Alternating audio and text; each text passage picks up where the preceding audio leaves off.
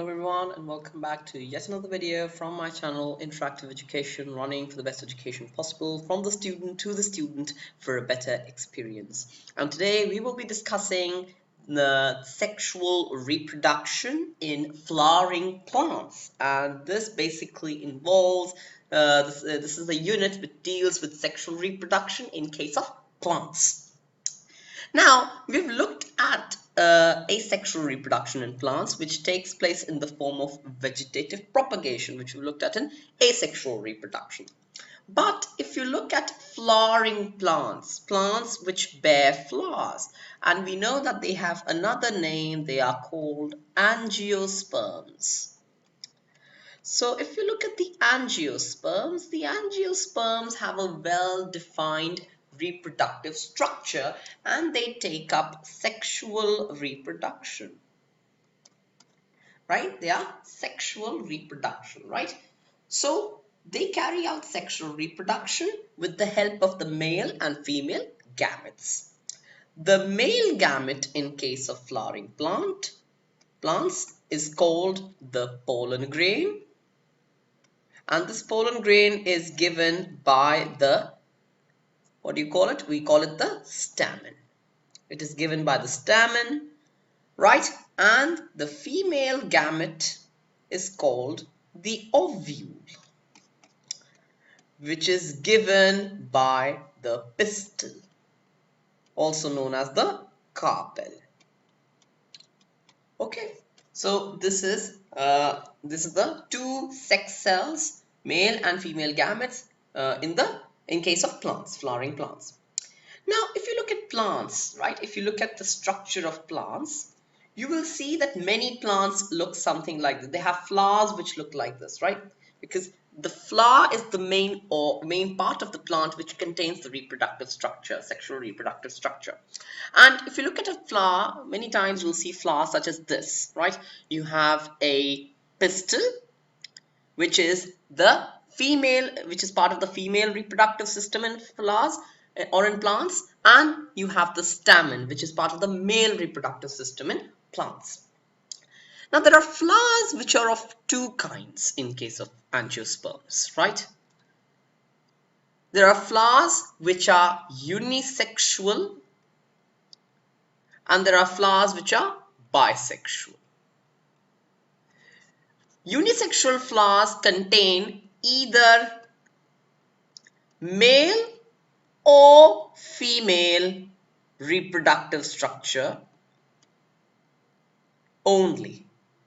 So they only contain one. Either they contain male or they contain female. That means they either contain only the stamen or they either contain only the pistil, right? In that case, we call it unisexual flower.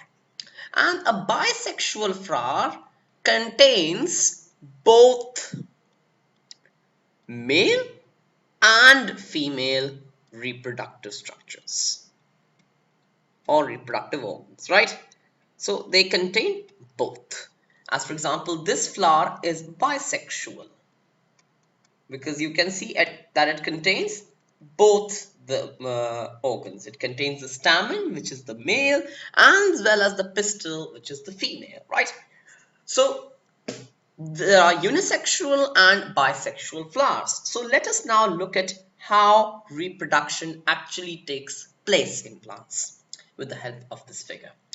Now you can see that there are stamen which surround this kind of structure, a pole kind of structure, which is called the pistil. It is also called the carpel, right? Now these stamens have two parts. They have the anther, which is this upper part, and they have the filament, which is this, stem-like part which attach it to the base of the flower. That is the receptacle, okay?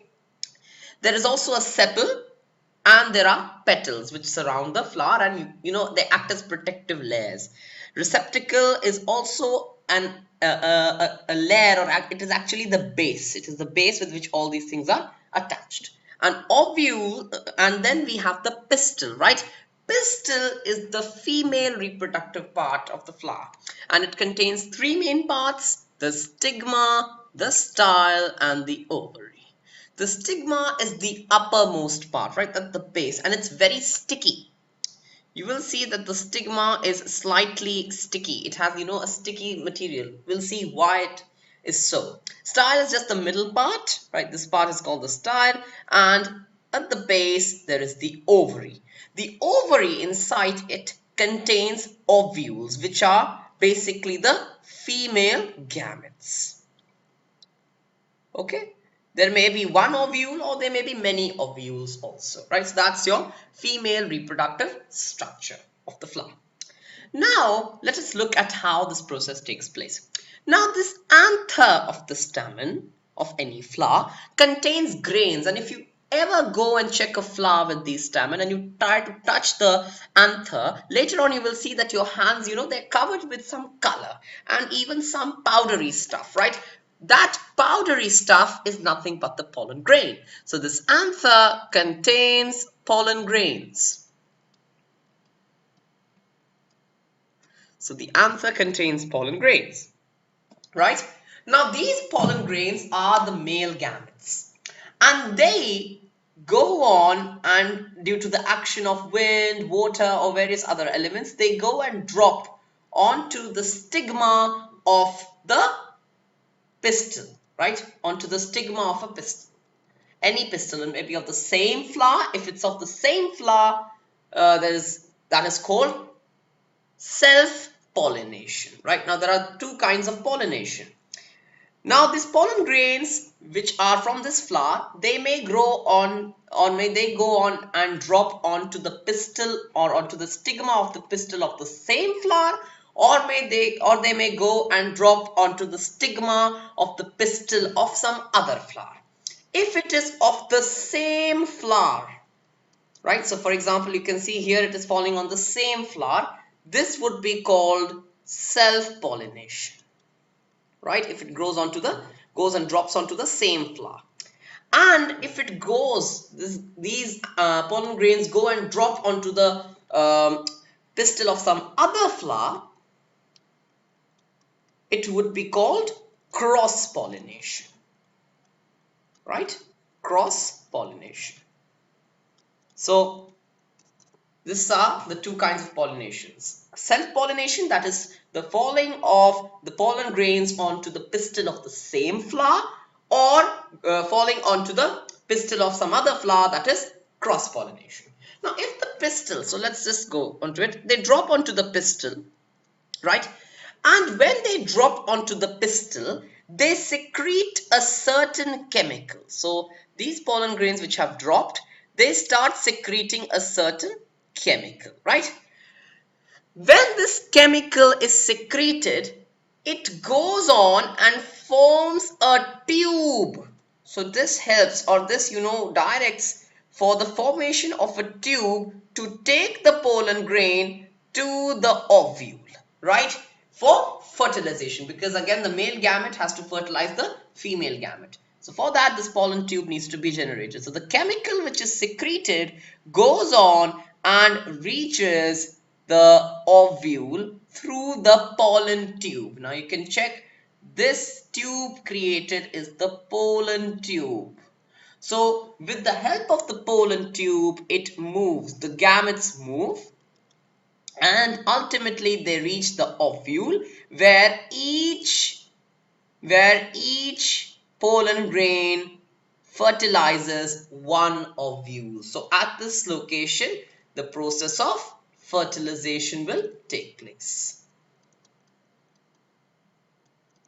Okay, so fertilization will take place. That is, the fusion of the pollen grain and the ovule will take place, right? So that is how fertilization process, which is a part of the sexual reproduction process, takes place in flowers. Now, what happens after fertilization? Right, now that's important. What happens after fertilization? After fertilization, the ovules fertilize with the pollen grain and they form the fertilized egg or the fertilized ovule called the zygote. So the zygote is formed, right? So this zygote then later on divides, continuously divides, right? There is continuous division of the zygote and ultimately it divides into many parts and then come together to form something called an embryo. So embryo, after continuous division, later on, after continuous division goes on and it forms a new structure called an embryo. This embryo has the capability or has ability to give rise to new plant. So this basically has the capability to give rise to new plant. So this embryo gains the ability to give rise to a new plant. Now what happens after that? After this embryo is covered by a hard coating, right? By a hard coating, and the structure formed is called the seed. Right, so a particular structure is formed. This structure formed is the seed, and in the seed, if you see, there is the embryo, and along with the embryo there are certain other white colored structures which are called cotyledons. And these cotyledons basically provide food and nourishment to the embryo during the initial stages of germination. So these cotyledons provide nourishment to the growing embryo during the initial stages of germination when the leaves have not yet developed, right? So that's the seed. But now the question arises that we don't usually get seeds openly, right? If we get seeds openly, right, we don't usually get the seeds openly. If we do get the seeds openly, it's usually because of some, when there's a gymnosperm. When there's a gymnosperm, you get naked seed. That is without any covering, right? You don't get any outer covering like a fruit or anything. But if you look at an angiosperm, you will see that it will be enclosed in a fruit.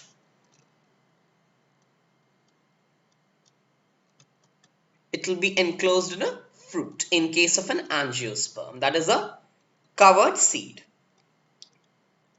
So it will be in the form of a covered hard coating that is enclosed in a fruit.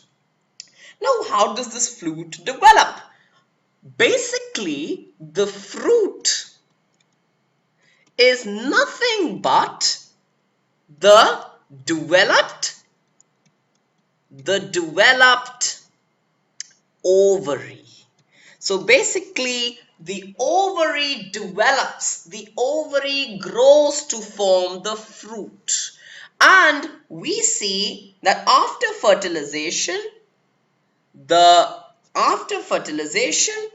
the stigma and the style, they break and they degenerate. They just break, and it is just the ovary and its ovules. The ovary develops into a fruit and the ovules develop into the constituent seeds. If there is one ovule very big, there'll be a big seed, and if there are many small ovules, there'll be multiple seeds, right? So that is what we call, that is how we get the fruit enclosing the seeds, right? So the fruit is nothing but the developed embryo, developed ovary. The ovary develops to form a fruit, and the embryo produced, especially in your in the angiosperms, you will see that the embryo is enclosed in a seed, and this seed usually contains cotyledons and whatnot, right? We've seen all that, right? So this seed, which is now enclosed in the fruit, now later on, when we eat the fruit, then that seed may be put under the ground, right? Then that seed germinates. It starts germinating, right? It starts germinating. It starts protruding roots, and it starts germinating into a plant. And first of all, it has the first stage, which is called the radicle. First stage during germination is called the radicle, when it is very, very small. It's just very, very small. And when it finally starts developing into a full-grown plant, that's when we call it the shoot, right? But this stage, when it's very, very small, has not even developed its leaves and is being given nutrition by the cotyledon, is called the radicle stage, right? So that's how sexual reproduction takes place in plants. I hope that's absolutely clear to all of you. And with this, we conclude the unit on sexual reproduction in flowers. I hope you understood it very clearly. If there's any kind of doubt, I'm welcoming all doubts in the comment section below. Any suggestions, any doubts, any difficulties, they are most welcome in the comment section below. Thank you for joining me today. I hope you understood things, and in the next video we will be finally beginning with sexual reproduction in animals, and more specifically we will be talking about human beings. So thank you very much for joining me today. Stay healthy, stay smart, and do keep studying. Thank you very much. Please like and subscribe for more.